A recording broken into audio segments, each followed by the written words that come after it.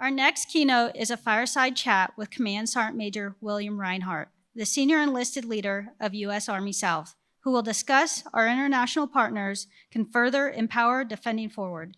This fireside chat will be led by Army Cyber Institute research scientist Dr. Natasha Orsling.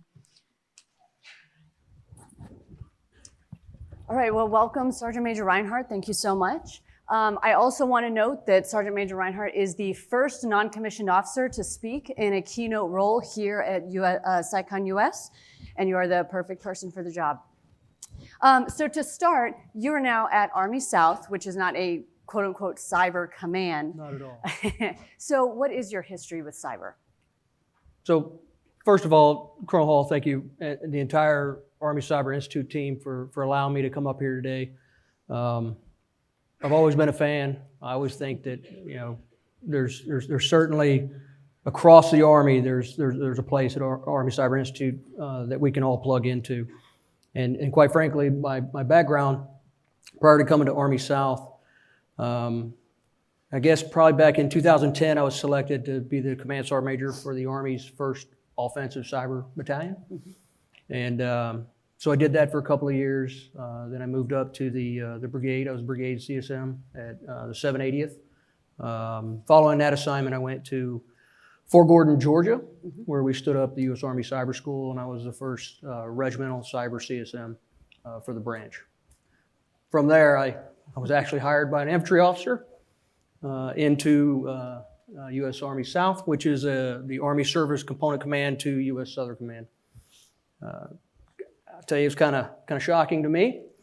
I did ask my boss, hey, why'd you hire me? I'm not an infantryman. I'm not an artilleryman. I grew up doing about 20 years intel, SIGINT, you know, signals intelligence.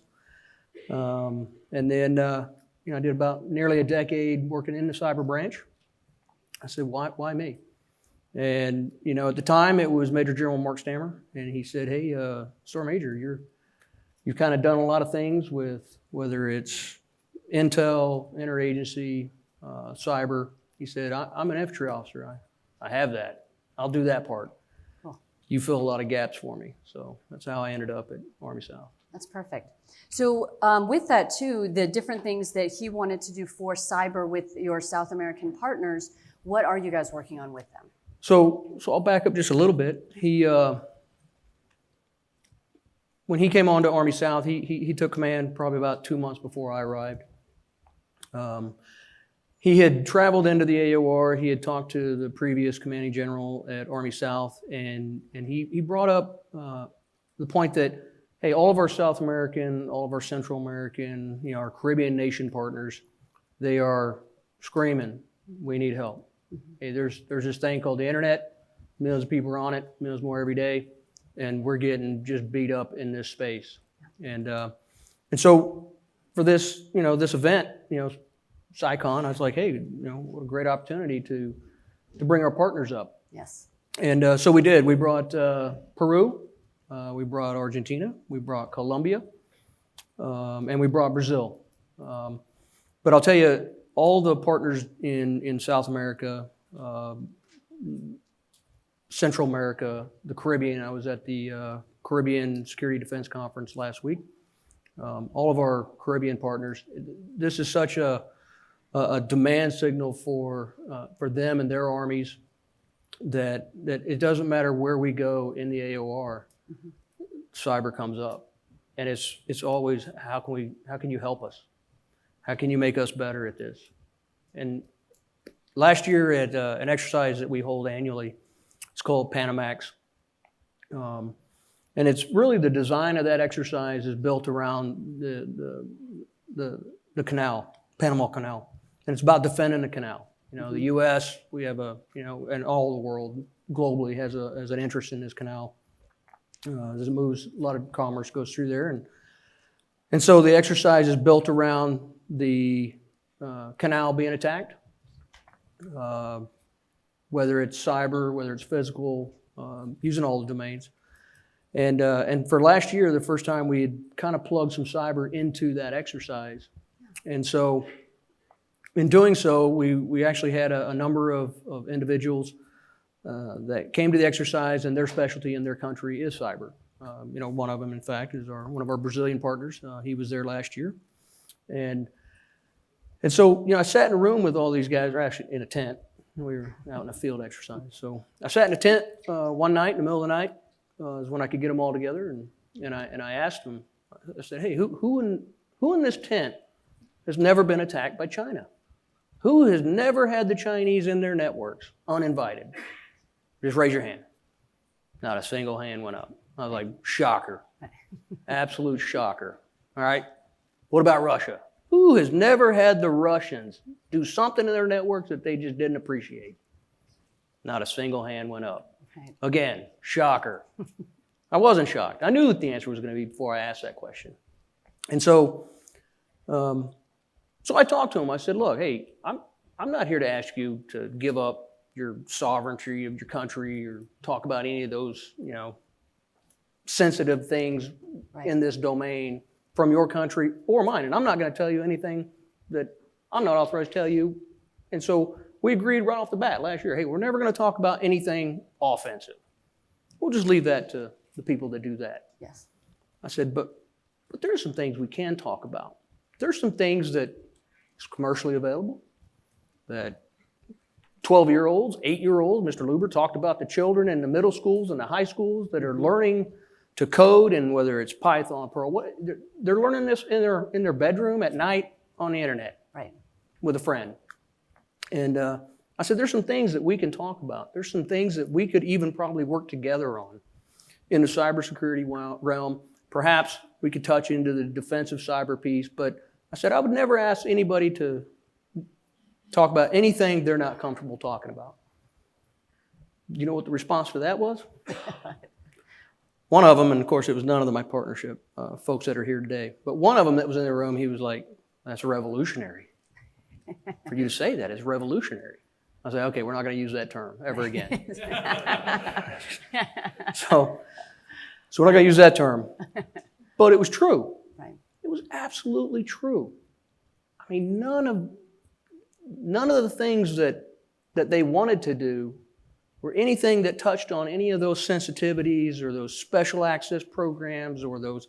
We weren't even talking about it. We're talking about basic cybersecurity principles and training, commercially available.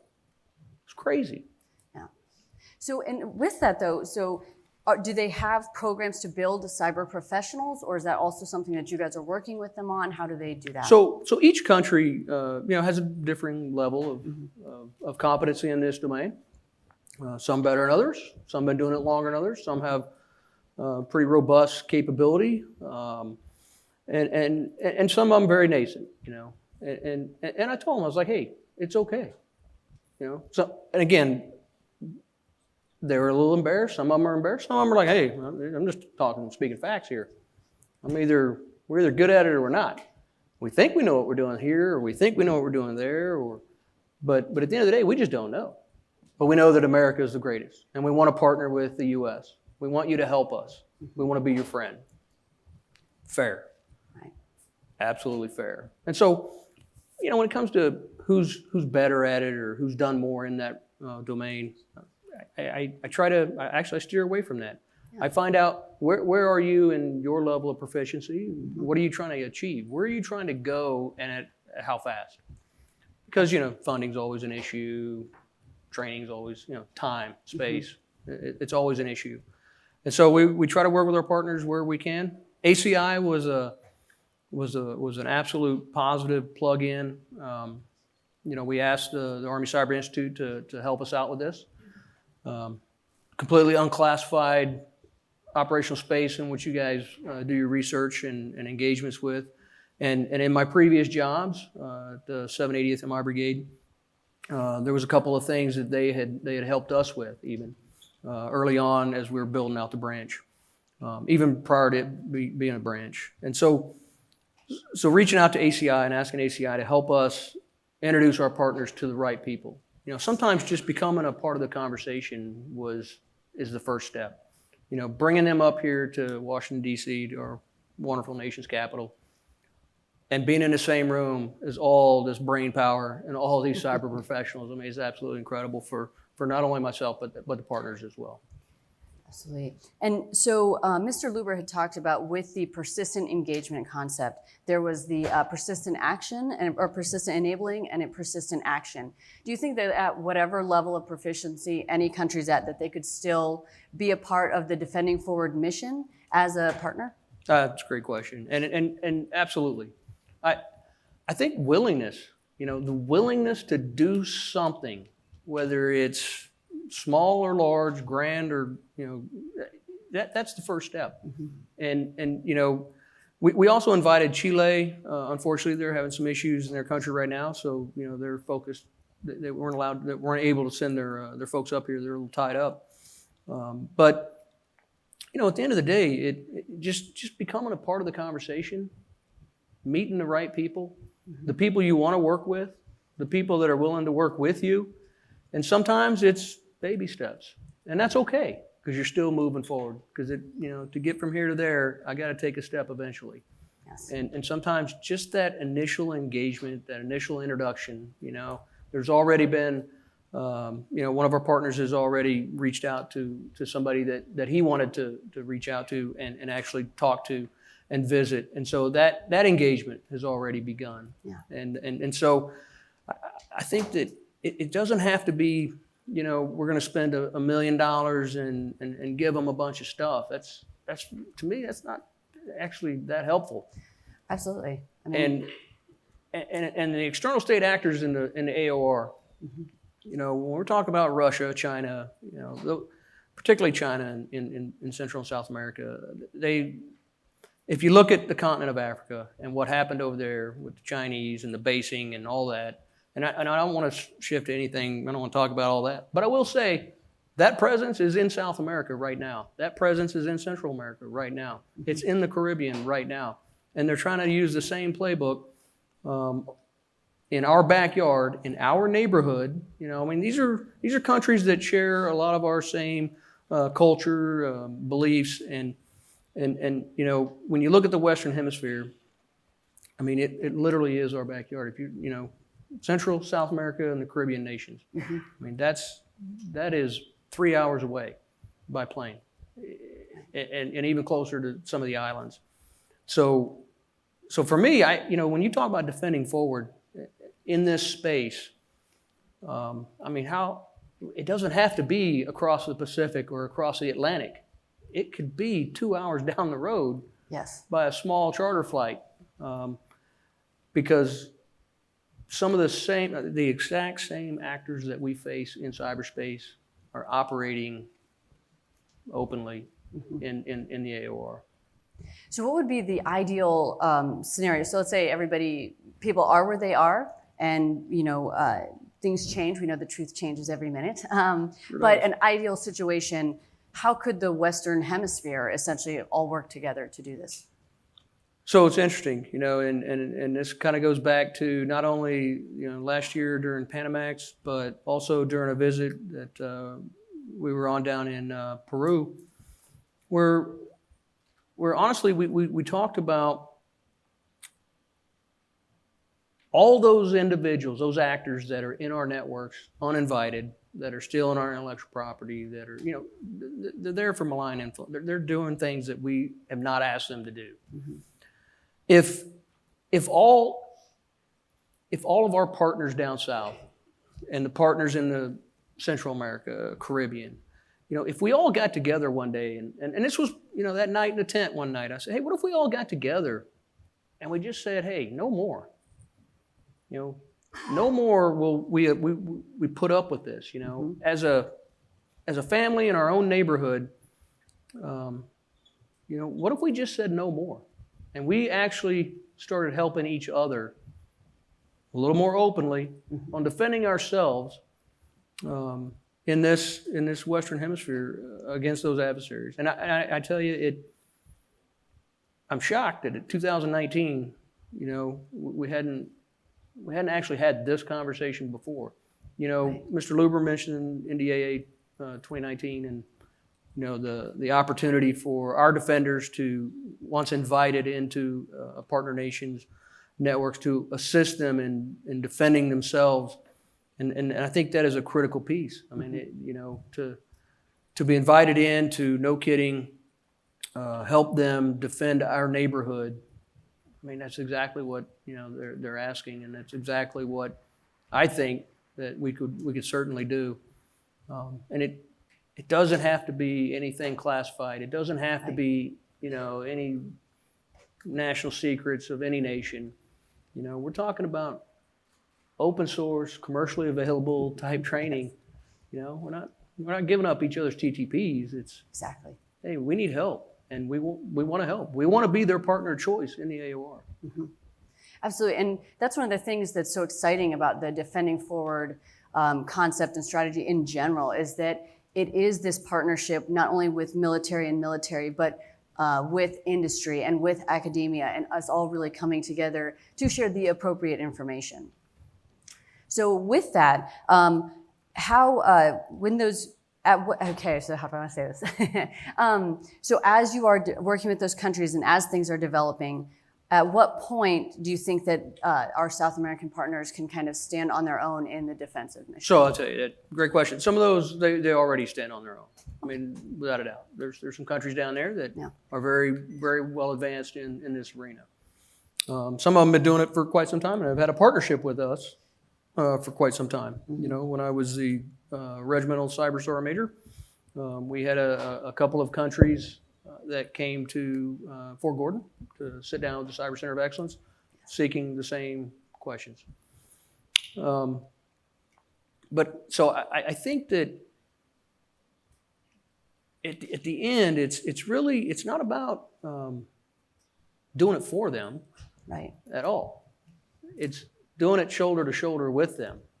And that's really what we're trying to do in the AOR. And so as we begin with them, wherever they might be in this domain, and we walk alongside them and we guide them, help them, at some point, if the partner says, hey, we got it, we'll do it on our own, I mean, no problem. But I don't think they would do that.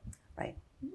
So I don't know if that answered your question. It did, and I mean, but I like that that's what a partnership is, right? It's mutually beneficial. We're working together, not to just get someone to a certain place, but then that relationship changes over time. So it does, and that's okay.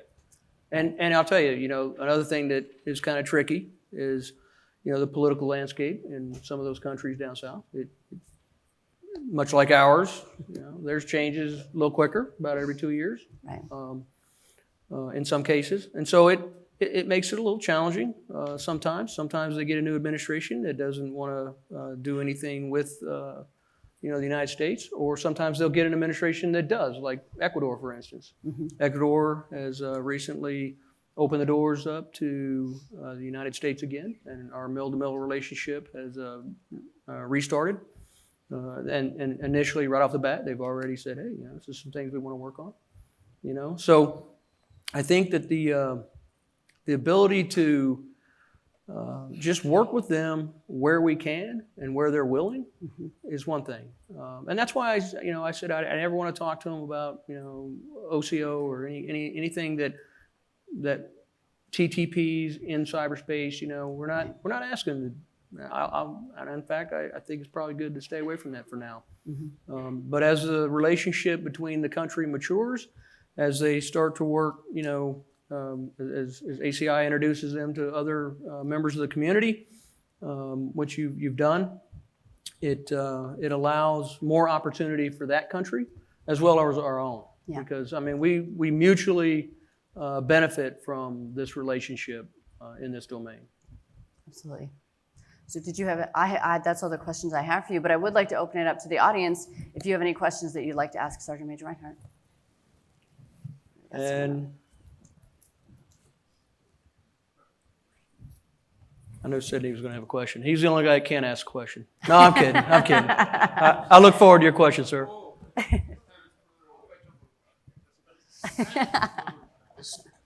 I'm kind of in defilade here. Sidney Freeberg, Breaking Defense for the people playing along at home. Obviously, the first stage is, let's not exchange business cards the first time when everything is on fire. Let's get to know each other. Let's talk in, general on class terms. But then, one wants to build on that with things like, some kind of formalized or systematic information sharing, for example, on malware. Ultimately you might get to a relationship that's sufficiently close that you're actually, getting the invitation under the NDA and 2019 authorities to operate in their networks and help them defend. How close are we to those more formalized, systematic forms of sharing with any of the partners in the Americas? Obviously, those countries there are a lot of them with very strong historical concerns about American, intrusions on sovereignty, as you said. There are a lot of American concerns about, corruption or at least unprofessionalism in some of those countries that are going to be a chilling factor even as you try to up the level of cooperation. So how far along have we gotten towards formalized systematic sharing, and what would it take to get there? That's a great question, Sidney. I appreciate it. Unfortunately, I'm not going to answer your question completely to your satisfaction. I'm almost certain. But I will say that the relationship inside a number of the large countries in South America is fairly well developed. Our mill-to-mill relationships with all of our countries in our AOR is well developed. And we have long-standing relationships with a number of them, the larger countries, of course, that goes back decades. We fought with, we fought with Brazilians in World War II. We fought with the Colombians in the Korean War. I mean, the list goes on and on. Where is our relationship as far as cyber, and what agreements have we signed? I would say that those countries I mentioned are probably the farthest along right now. But a number of the countries, and a lot of them are sitting in this room today, would like to achieve a greater level of cooperation with written agreements. And we have a mechanism at our organization, which is on behalf of the Chief Staff of the Army, called the Staff Talks process. You may be familiar with it. And a lot of times their desires, the level that they want to go with us and how fast they want to go with us will start at the staff talk level.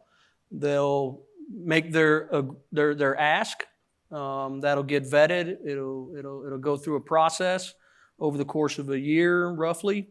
And then at a final meeting point, we'll sit down and the two armies will sign an agreed to action that will further those bilateral agreements. And again, those are on behalf of Chief Staff of the Army. And Army South handles 5 of those for him, not to mention a number of other bilateral agreements. So I think that the process, it can happen a little faster, and in some countries perhaps it has, but I don't want to call out any particular country as to what agreements they may have with us, because they may not want me to, and that's okay. But it's a great question, Sidney, and I'll tell you, we work towards that, and particularly in the last 2 years that I've been in this command, we have made leaps and bounds in exactly the topic of your question towards those ends. But thank you for that question. I hope that answered it well enough for you.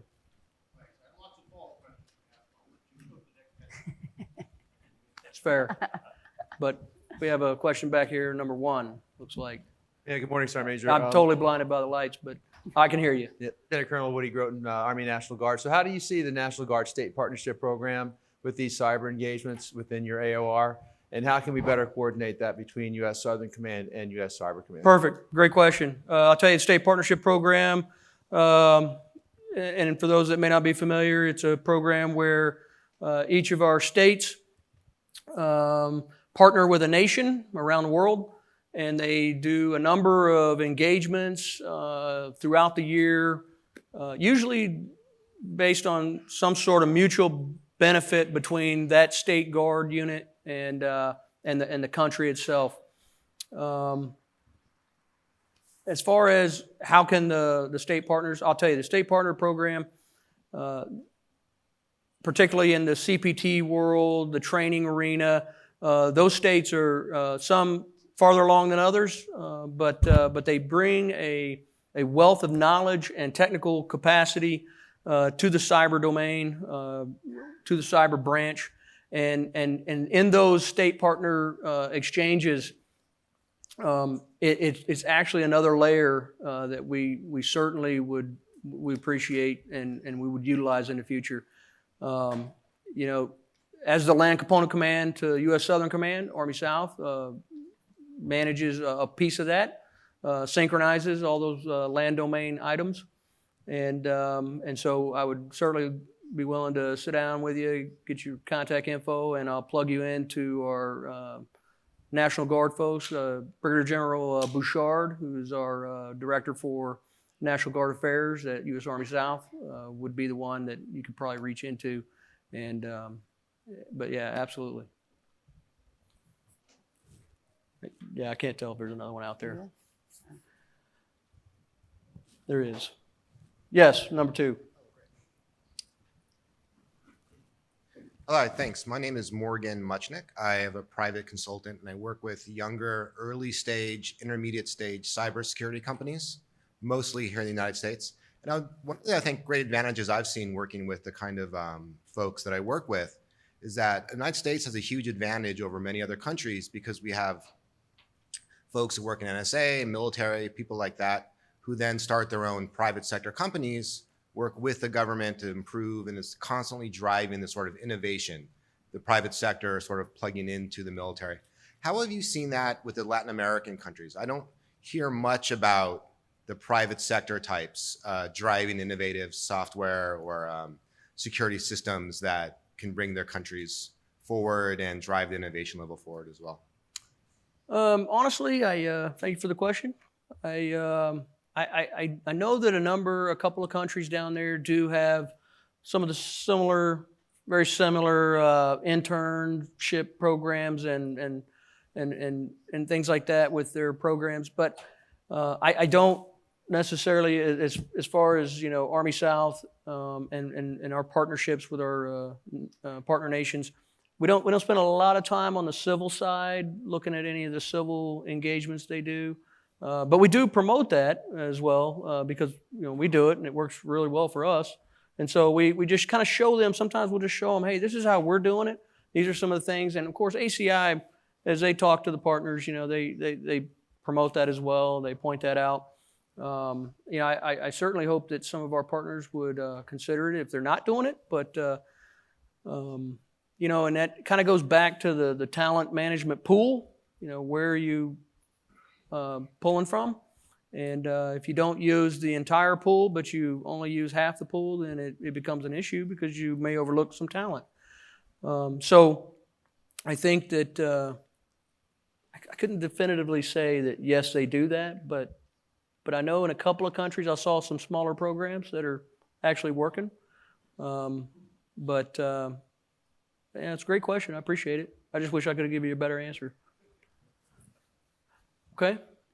Got another one over here. I can't see it all. Is there one over there? Yes. Yeah. Good Please. morning. My name is Carl Peterson. I'm actually a former enlisted in cyber, now working as a civilian.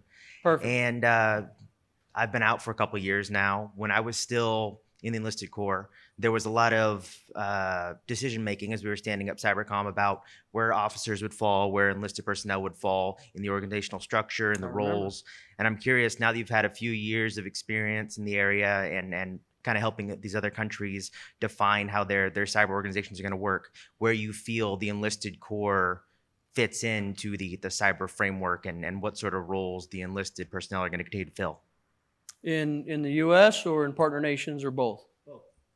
Okay, great question. Both. Well, I think the enlisted corps fits in very well, and quite frankly, I'm not sure that we could do it without them. So, so in the U.S., they're shoulder to shoulder with their officer and warrant officer counterparts. And doing tremendous work in this field. As far as our partners are concerned, you got to understand there's a bit of a cultural piece.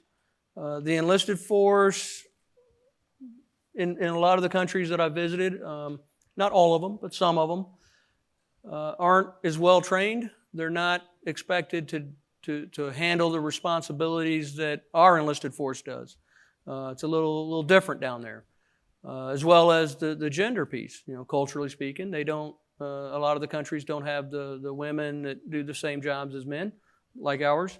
But a lot of them have already started to transition. You know, Colombia, for instance, is very well ahead of a lot of their neighbors in the gender integration piece in their military, and as well as in the technical training piece. And like I said, a number of our partners down there, they all look at that. They all weigh the pros and cons, and quite frankly, it's a requirement that if you look at the Western Hemisphere Institute for Security Cooperation out of Fort Benning, Georgia, you know, any training that is done under the umbrella of U.S. Southcom, it includes not only the human rights piece, but it'll also include a gender integration or talent management piece in that training.